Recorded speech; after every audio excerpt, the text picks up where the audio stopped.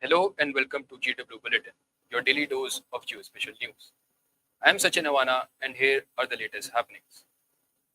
Delhi NCR based Ecom Express has become the latest Indian logistics company looking to leverage drones for faster deliveries. The Warburg Pincus backed startup will begin a drone delivery pilot program in the Delhi NCR region, Ecom Express told Inc. 42.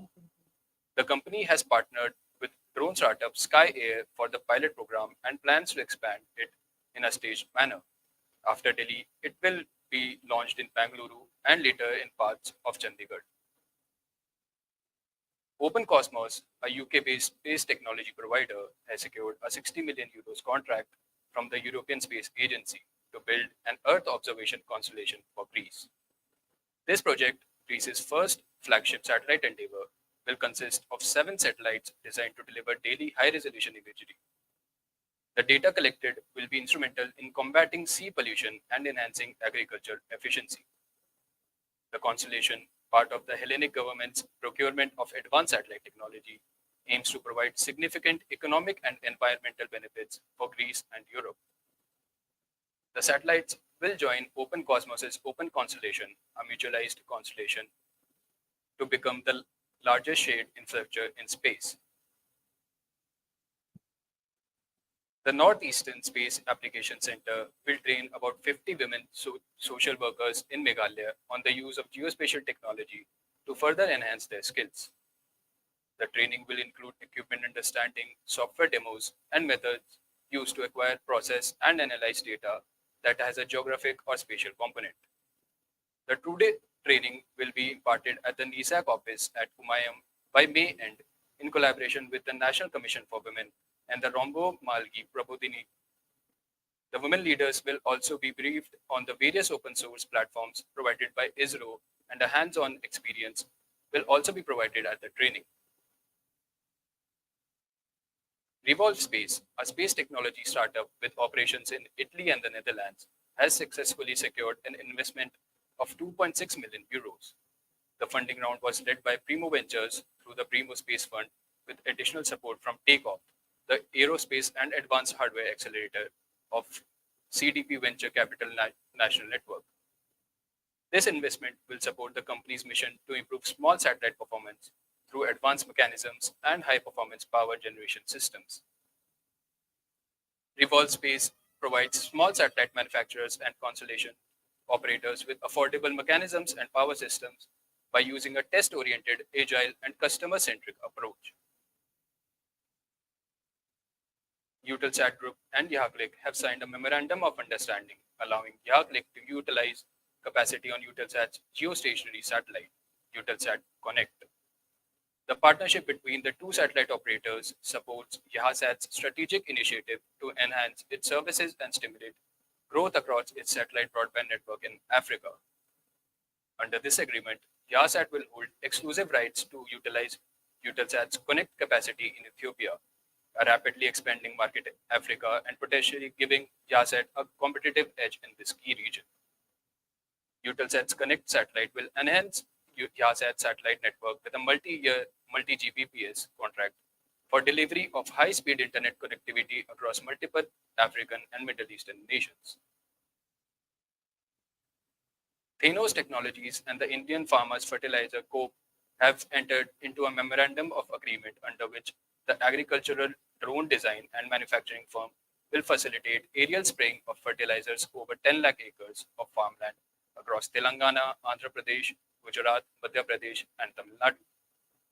Over 500 drones will be deployed to ensure efficient and timely application of fertilizers. The move is aimed at optimizing the spraying process, leading to improved crop yields and less resource wastage. By joining forces with drone service provider Vayu Drone, Aerotics Technologies, and Electra AgriGreen, Thanos is poised to deliver value and innovation to the agriculture sector under the project. ST Engineering iDirect and PT Biz Data Indonesia are partnering to deploy a next generation hub infrastructure for the Indonesian government owned Satria 1 satellite. The implementation is part of the country's initiative to enable connectivity to thousands of public facilities, including schools, regional government offices, and health facilities across remote areas of the Indonesian archipelago. ST Engineering iDirect has been selected to supply Satria 1 with its next generation iDirect Hub infrastructure deployed on its Dialog ground system. The iDirect Hub infrastructure provides a highly scalable and flexible solution for dialog-based gateway deployments. The European Space Agency's latest scientific mission was successfully launched into space from the United States on Tuesday, bearing a satellite that may provide vital insights into one of the most pressing issues around climate change. The EarthCare satellite, a collaboration between ESA and Japanese Space Agency JAXA, will study how the formation of clouds and the density of aerosols in the atmosphere impact the Earth's temperature.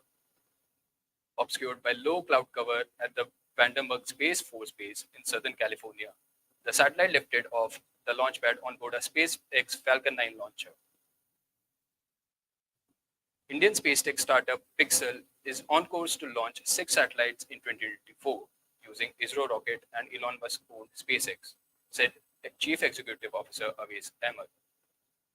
In February, during the inauguration of its 30,000 square feet facility in Bangalore, the company announced its plans to launch 6 hyperspectral imagery satellites that, as part of larger constellation of satellites, would help address the need of key industries such as agriculture and energy, forestry, and environmental monitoring.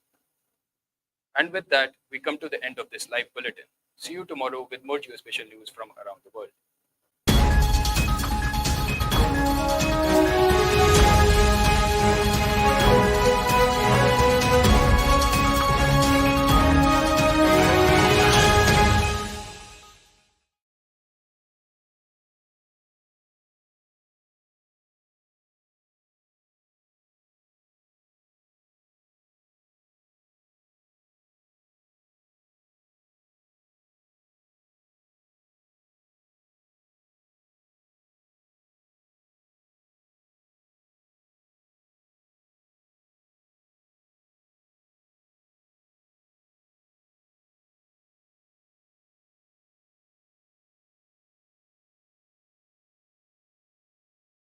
A digital elevation model, or DEM, is a 3D representation of a topographic surface of the Earth, excluding trees, buildings, and any other surface objects.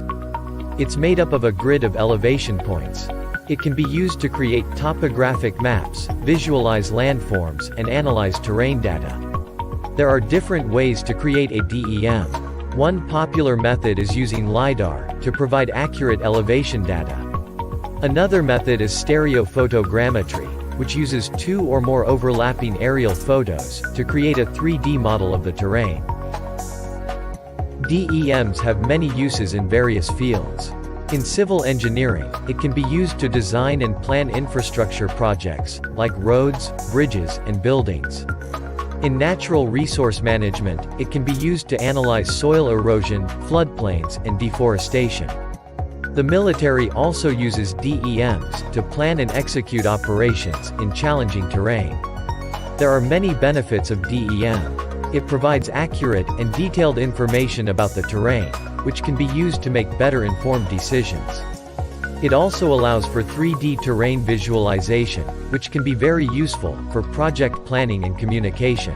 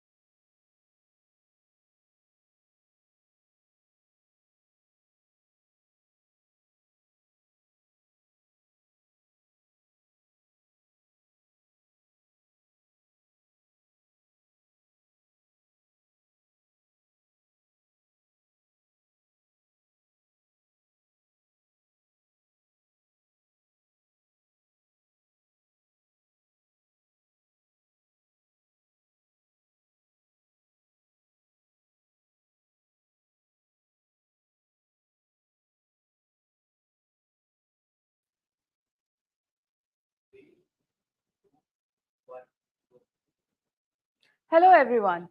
Welcome to another episode of Case Study Explainers on GW Prime Live.